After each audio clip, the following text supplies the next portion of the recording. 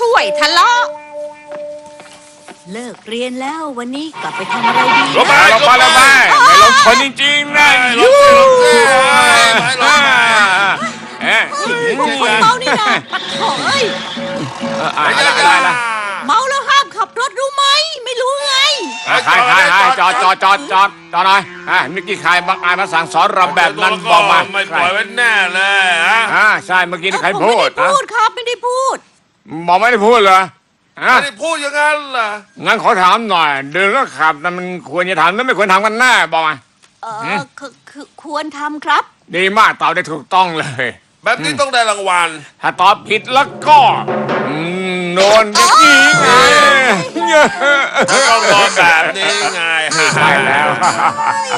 โอ้ยไอ้พวกไม่ได้เรื่องเฮ้ยนิสัยก็แย่พอๆกันเลย แกไม่ยอมทำตามที่ฉันสั่งเหรอฮะไม่งั้นนอนนะเฮ้ย รังแกคนอ่อนแออีกแล้วเหรอเนี่ อั ย ดนี่แน่นี่ไปตรงน้ำหน้า ใช่ เจ็บใจนะก็ไม่มีใครอ่อนแอกว่าเราอีกแล้วหรือยังไงอะอย่างโนบิตะนะทำไมอะอ้าวนี่แน่สบายใจละไปดีกว่า อะไรกันเนี่ยเฮ้ย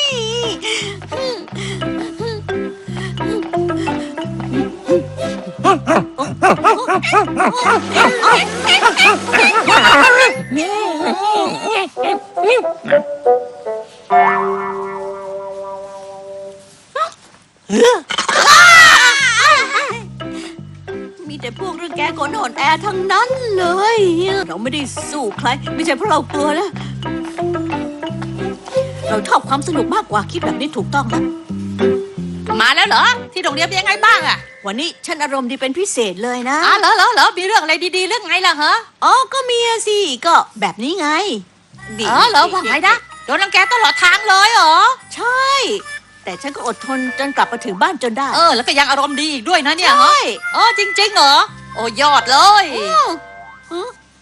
เป็นไงตาปิบๆอ้าวนั่นไง มันเจ็บใจตั้งหาก นั่นไงว่าแล้วเชียวถ้าไม่เจ็บใจก็แปลกแล้ว โดนรังแกแล้วก็ต้องสู้ถ้าบ้างก็ยอมอยู่ได้ยังไงเล่า แต่ว่าในโลกนี้ไม่มีใครอ่อนแอกว่าฉันอีกแล้วนี่เนอะ เฮ้ยนายนี่ไม่ได้เรื่องเลยจริงๆ งั้นฉันให้ยืมเครื่องช่วยทะเลาะแล้วกันนะ อันนี้ไงเล่า เวลาจะมีเรื่องกันนั้นมันต้องเถียงกันก่อน แต่ว่าคาบเครื่องนี้เอาไว้ลิ้นของนายจะขยับเองได้ แล้วมันจะช่วยเถียงแทนนายทุกอย่างเลยล่ะเอาไปเลยเอาไปใช้ดู แบบนี้เหรอเฮ้ยเจ้าหุ่นก็ป๋องงี่เง่าหน้าตากลมบกจะกระชามบะหมี่แขนก็สั้นมือก็กุด จะว่ายังไงนะจริงใช่นะเครื่องมันพูดเองนี่นะไม่ใช่นายพูด แต่ฟังแล้วมันของขึ้นแท้ช่วงนี้หูปากไว้ก่อนแล้วกันนะสิ่งสำคัญอีกอย่างหนึ่งเวลามีเรื่องกันก็คือความเร็วเนี่ยถุงเท้าสายฟ้าถ้าใส่ถุงเท้านี่จะเคลื่อนไหวได้เร็วกว่าปกติเลยนะคราวนี้ก็หลบหมัดคู่ต่อสู้ได้ แล้วก็ต่อยรัวเป็นสายฝนเลยนะนายลองขยับดูดิเอาลองทำดูนะรับรองชอบโอ้โหเร็วไปละเร็วละเอาละทีนี้สิ่งสำคัญที่สุดคือนายจะต้องมีพลังด้วยนะนี่ก็คือถุงมือทรงพลังเอาละแค่นี้นายก็เป็นคนที่เก่งกว่าใครแล้วล่ะนะ อ้าวจะไปไหนเหรอจะไปไหนมันก็เรื่องของผมกวาดบ้านไปเถอะไม่ต้องมาถามเรื่องมาก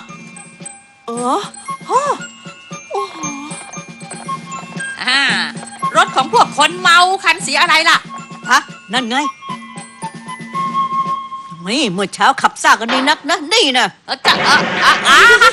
ช่วยโอ้ยน่ากลัวจัง คล่ำเลย เฮ้ย น่ากลัวจัง น่ากลัวไม่น่าเชื่อมันมีพลังเยอะขนาดนี้เลยเหรอเนี่ย แบบนี้คงไม่ไหวแล้วมั้งแบบนี้ชกทีหัวหลุดแน่เลยอะ ล่ะจะชึบลองดูได้ลองดู เดี๋ยวไอ้หุ่นยนต์งี่เง่าปะโถจะไปไหวไหมเนี่ย โอ้ยไม่ไหวแล้วถุงมือทรงพลังมันทำร้ายทุกคนที่เข้าใกล้ด้วยดิ อ้าวแล้วจะถอดยังไงอะ นั่งทานไม่ชินไปตามเซวาชิมาดีกว่านะตอนเนี้ยนายอย่าไปคุยกับใครก็แล้วกันนะ โอ้ยแย่จะบัดเลย ถ้าไม่มีใครมาตอนนี้ก็ดีดิ นี่ นี่ เมื่อกี้ขอโทษนะ ก็แย่แล้วสิถ้ามีเรื่องกับหมอนี่ตอนนี้แล้วก็ ช่วยด้วยช่วยผมด้วยทำไมตัวสั่นไปหมดเลยเนี่ยทำไมตัวสั่นไปหมดเลยกลัวขนาดนั้นเลยเหรอ แหมกลัวฉันมากขนาดนี้เลย โนบิตะ อ้าวมาอยู่นี่นะ เอ๊ะหายไปไหนแล้วเนี่ย เออ เครื่องช่วยโทรนั่นน่ะมันพังอยู่แน่ๆแบบนี้ชกกับกอริลลาจะชนะเลยนะ ถ้าอย่างนั้นต้องรีบถอดออกก่อนที่จะไปฆ่าใครดีกว่านะเร็วเข้า พี่นะเก่งขึ้นแล้วน่าจะบอกให้นะ มีคนเห็นหน้าพี่แล้วกลัวจนวิ่งหนีตัวสั่นไปเลยอ่ะฮะ โอ้ยสุดยอดเลยครับ อยากเห็นตอนมีคนกลัวพี่จังเลย โดราเอมอนทำอะไรอยู่นะนี่ยังไม่มาอีกเย้ย ไอ้เจ้าหนูเราหาอยู่พอดี แกใช่ไหมที่คนทำรถของเราพังอ่ะฮะใช่เปล่า พวกแกน่ะไปให้พ้นหน้าฉันเดี๋ยวนี้เล เฮ้ย ย ว่าไงนะ อย่านะอย่าเข้ามา โอ้ยโอ้ยโอ้ยโอ้ยโอ้ยโอ้ยโอ้ยช่วยด้วยช่วยด้วยโอ้ย โนบิตะ โนบิตะ โนบิตะเอ้ย อะโดเรมอนเป็นไรหรือเปล่า ไม่เป็นไรหรอกโนบิตะนอนสลบอยู่ในนี้ละ ดีเลยงั้นรีบถอดตอนนี้เลยสิ เอาละรีบถอดเลยเอ้ยดีนะที่ยังไม่ทำอะไรมากกว่านี้อ่ะ ค่อยโล่งอกไปหน่อย ตอนแรกนึกว่าจะไม่รอดซะแล้วสิ เฮ้โนบิตะถ้าเจ้าโนบิตะงี่เง่าถอยไปเลยพวกฉันจะนั่งตรงนี้ นี่เครื่องช่วยทะเลาะที่แรงน้อยกว่านี้มีมะ ไม่มีหรอก คราวนี้ไม่ต้องกลัวใครแล้วนะน้องนะช่วย สุดเลย ฉันชอบความสงบสุขนะไม่ชอบทะเลาะกับใครหรอก เอ้ยตอนเครื่องปุ๊บปั๊บกลับที่เดิม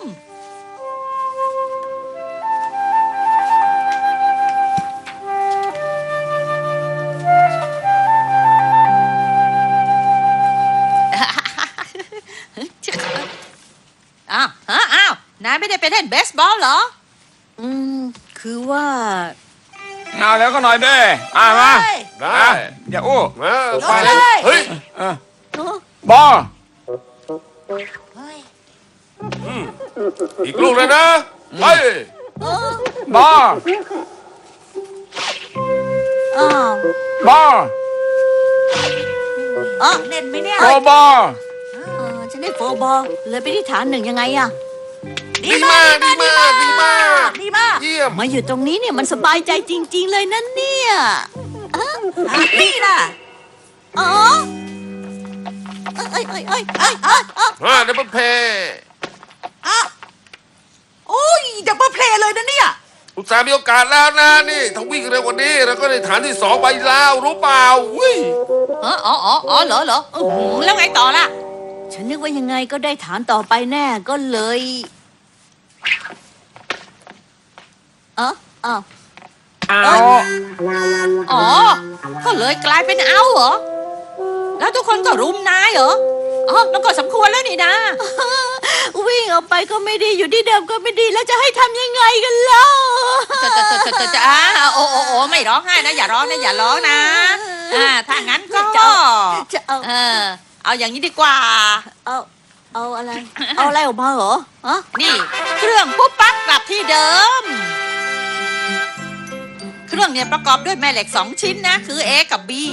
ที่ A จะมีปุ่มกดอยู่ เราก็วาง B นี่ไว้ที่ฐาน1แบบนี้นะ แล้วก็ถือ A เอาไว้ ทีนี้นายจะเดินออกห่างยังไงก็ได้ เดินไปถึงฐาน2เลยก็ยังได้ แต่ถ้ารู้สึกว่าจะไม่ทันก็กดที่ปุ่ม A นี่เท่านั้นเองนะ แบบนี้ นี่ละ แล้วมันก็จะกลับมาที่เดิมในพริบตายังไงเรา อ๋อ เป็นไงกลับมาได้แล้วเห็นไหมแบบนี้เลย โอ้โหยอดไปเลย ถ้ามีแบบนี้ก็ต้องได้หมดทุกฐานแน่ๆเลยอ่ะ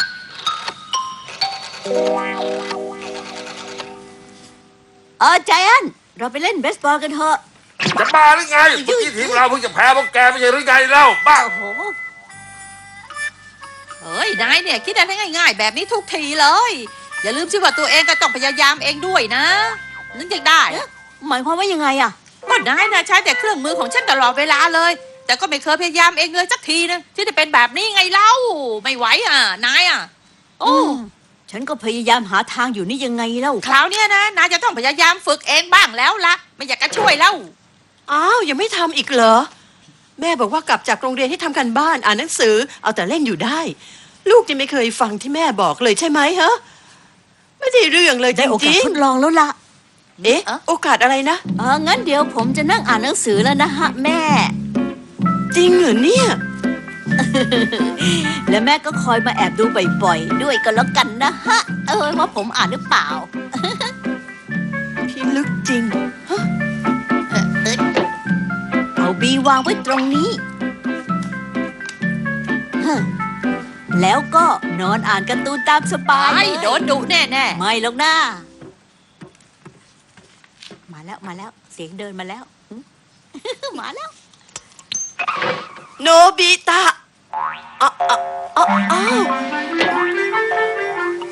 เป็นไงเก่งมะ ๆเจ๋ยก็งั้น อ้าวเอ้ยแปลกจัง เครื่องเนี่ยถ้าอยู่นอกบ้านก็กลับมาได้ใช่ไหม ถ้าไม่ไกลเกิน100 เมตรมันก็ไปได้หมดละ เออ งั้นลองดูดีกว่าอะ เฮ้ยทำอะไรของแกเนี่ยฮะโนบิตะซ่าอ้าวเฮ้ยไม่มีอยู่ไหน อะไรเหรอใจแอนฉันอยู่ที่นี่ต่างหาก เอ้า ล่ะ แล้วเมื่อกี้โอ้ฉันโอ้ย ลองใช้แค่นี้ก็คงพอแล้วละมั้ง อ้าวก็ว่างั้นนะเอาละวันนี้ต้องแข่งขันแล้ว ไปลองดูนะว่าที่ฝึกเอาไว้ได้ผลหรือเปล่านะ ลองดู รับรองฉันทำได้แน่นอน เดี๋ยวกลับมาจะเล่าให้ฟังแล้วกันนะ เอาพยายามเข้านะ ส่งมาเลยมา อืม เฮ้ย บอล อ้าว เฮ้ย โอ๊ย เด็ดบอล เด็ดบอลก็ดีเหมือนกัน ยังไงก็เดี๋ยวไปยืนตรงโน้น โน นั่ บิ นแหละ ตะถ้าเอาอีกแล้วก็แกโดนแน่เลย สบายมากนะ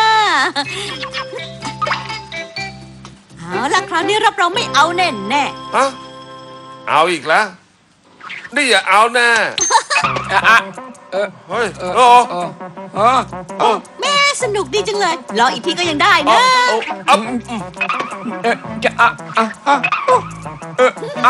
วิชาความไปไหนกันแน่เนี่ยฮะคือเฮ้ยเนี่ย ตีได้แล้วหน่อยทำไมต้องตีได้ตอนนี้ด้วยนะ ยังเล่นยังไม่เต็มที่เลยเรา เฮ้ยเฮ้ยรีบวิ่งเข้าซี่ช้าๆอยู่ได้แล้ววิ่ง เอ้ย เอาว่ะ โอ้ยจะถึงฐานสุดท้ายอยู่แล้ว แต่ดันไปกดปุ่ม A เข้าอะสิให้กลับประธานหนึ่งเลยเหรอเนี่ย เอา แล้วทุกคนก็รุมฉันจนน่วมแบบนี้แหละ ต่อไปฉันจะทำยังไงดีล่ะ เอ้ย ฉันไม่รู้ด้วยแล้วอะ เอ้ยเฮ้ย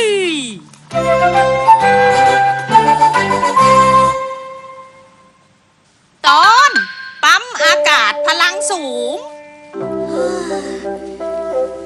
นี่โดราเอมอน เออ นี่ได้ยินไหม ก็ได้จะพูดอะไรเล่า ฉันก็ไม่ตกลงด้วยหรอก นายนะให้คนหนึ่งคอยช่วยเยอะไปแล้ว แหมก็ทุกคนเข้าไปว่ายน้ำที่บ้านยายของเซโนโอด้วยกันเนี่ยชิซุกะก็ยังไปเลย เหรอ ก็ดีแล้วนี่นะ จะดียังไงเล่าก็ฉันว่ายน้ำไม่เป็นอยู่คนเดียวนี่นะ ถ้างั้นก็ไปหัดว่ายที่3ก็สิ้นเรื่องแล้วนี่นะ ไม่เอาด้วยหรอกคนเยอะแบบนั้นฉันจะหัดได้ยังไงกันเล่าโอ้โหพูดไปนั่นเรื่อง เยอะเฮ้ยงั้นก็ตามมานี่ เหรอทำไร นี่มาหัดที่นี่ก่อนแล้วกันนะ ในอ่างอาบน้ำเนี่ยนะ อันนี้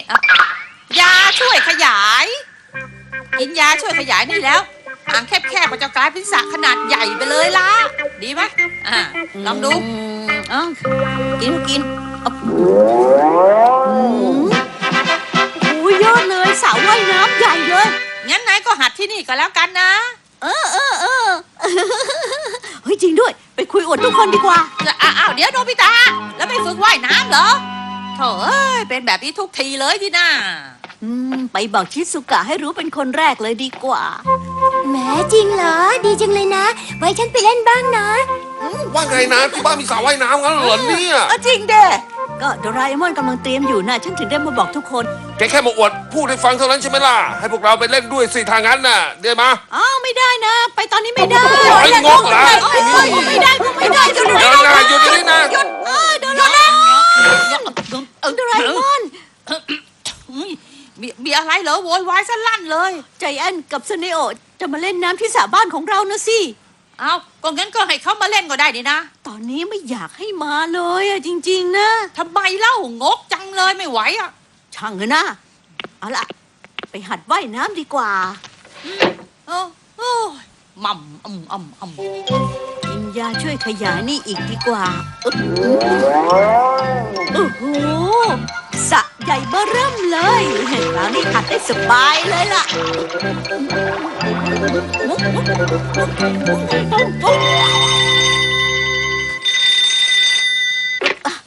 ฮัลโหล โนบิตะ ฉันอยากไปเล่นน้ำที่สระในบ้านโนบิตะจัง อ๋อ อะ ตอนนี้ไม่ได้หรอกไว้คราวหน้าก็แล้วกันนะ แล้วคราวหน้านี่มันเมื่อไหร่เล่า ก็คงจะเร็วๆนี่แหละนะรับรองนะไม่นานหรอกเอาละคราวนี้จะตั้งใจฝึกว่ายน้ำให้เป็นเลยคอยดูสิอ่ะ เป็นแน่นะ นี่ช่วยแม่ดูดฝุ่นหน่อยสิ ให้ห้องละ10 เยน โอ้งานพิเศษกระจอกแบบนี้ผมไม่ทำหรอก โนบิตะมาทุบหลังให้พ่อหน่อย 100 ครั้งพ่อให้10 เยนเลย แหมทำไมทุกคนต้องมาขัดจังหวะตอนผมจะหัดว่ายน้ำด้วยนั่นเนี่ยปะท่อ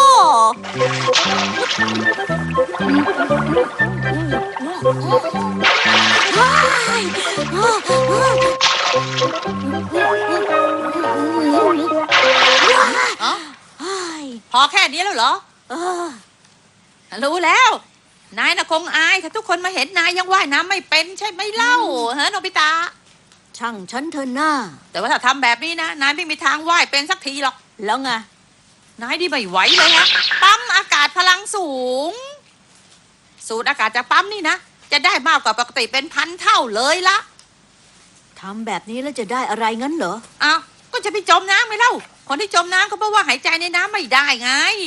แต่ถ้ามีอากาศอยู่ในปอดตลอด ก็จะอยู่ในน้ำได้นานหลายชั่วโมงโดยที่ไม่จม คราวนี้นายก็ดำน้ำเล่นได้อย่างสบายใจเฉิบเลย ไม่ต้องกลัวว่าจะต้องขึ้นมาหายใจยังไงเล่า เห็นว่าดีไหมลองดูก่อนเถอะนะ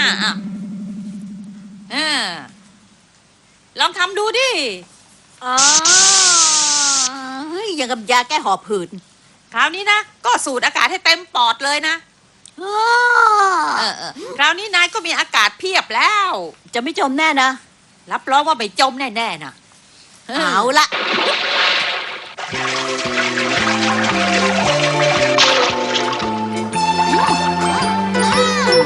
ปล่อยคุณจริงๆเห็นไหมแค่นี้ก็ดำน้ำได้แล้วไงเล่า โอ้โห ง่ายเหมือนกันแฮะ มาโถเอ้ยระวังหน่อยดิตอนนี้ปอดนายแรงขึ้น1,000 เท่าเลยนะ หายใจเบาๆหน่อย ไปตามทุกคนมาดูดีกว่า แหมสกปรกจัง อ๋อแม่ฮะ ผมทำต่อให้เอง ขอค่าจ้างก่อนแล้วกันฮะ แหมต้องทำจริง ๆ นะ ทำจริง ๆ นะลูก ครับ โอ้โหเจ๋วไปเลย พ่อฮะ โนบิตะ100 ครั้ง10 เยน ได้เลยครับ โอ้โหนี่โอ้โห อุ้ย คือสงสัยมันจะแรงเกินไป